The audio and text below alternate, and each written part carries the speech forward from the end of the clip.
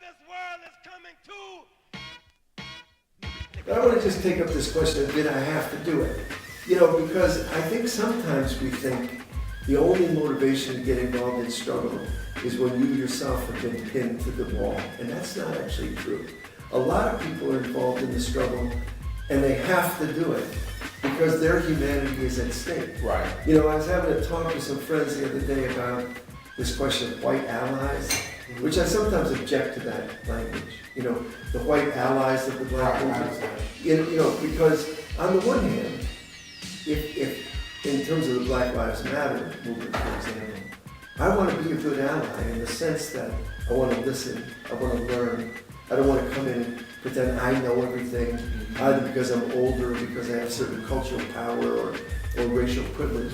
No, I don't want to do that. I want to listen. So if you're a good ally, you want to listen. But there's a deeper level, and that is, and it gets back to BG's point.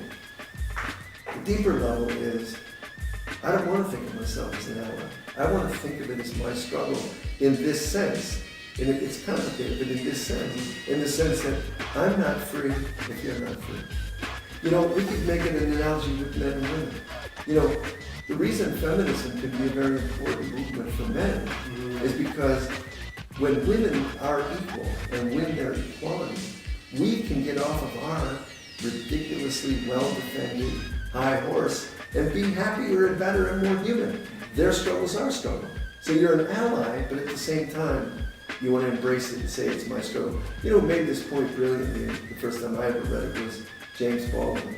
And James Baldwin, in some of his essays, would argue that when black freedom is achieved, white people will be free not to be white people. Wow.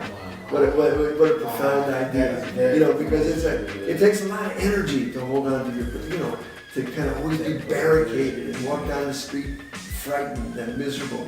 Baldwin also said whiteness is a vulnerable idea. Vulnerable in the sense that we know it's a social construction, we know it's nonsense, we also know that it's the harshest American reality. So it's both. It's a fiction, it's a fact. And so you say you didn't have to, and I want to say my humanity demanded that I do it. I had to.